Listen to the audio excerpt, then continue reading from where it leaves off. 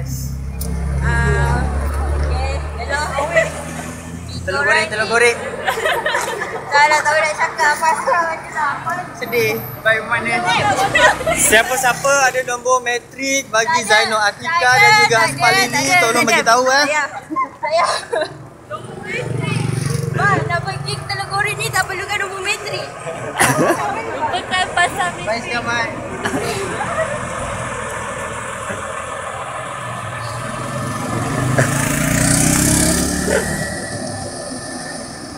Tak perlu nombor matrik. Nombor matrik bukan untuk naik bas. Tak perlu. Kita perlukan untuk apa? Tak perlu tahu pointer orang. Kita perlu untuk menyemak berapa poin terdapat semalam. Bulan lepas biar bang move on bang. Saya pas 1998. Betul tak? Saya pun lagi ada lapar. Kalau anda lapar, saya lagi lapar. Okey. Kemudian nanti Pak Sera kita rehat sekejap untuk minggu petang. Dan sambung balik untuk sesi soal kenal dan kemudian. Okey. Jadi dah pukul 6 kita akan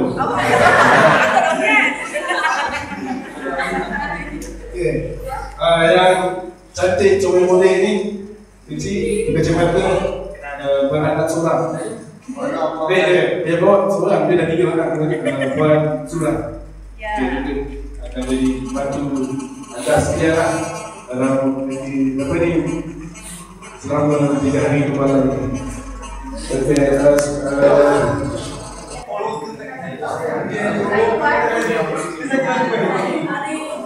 aku pun budak-budak.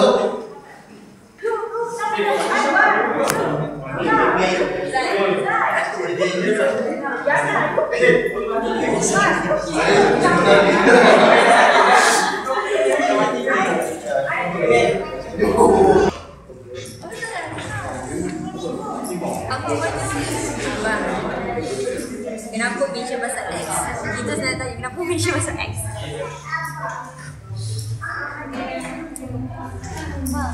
Abang masa abang nak sampai semua anak-anak baca termasuk tak apa kan? Sebab abang nak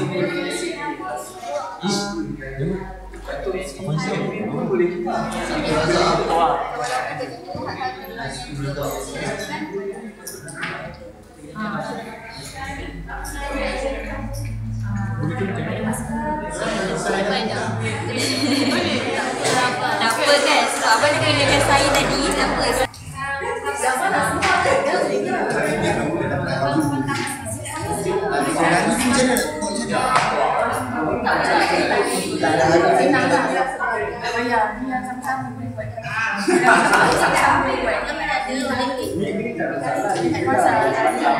Ini nak tulis kat dalam ni.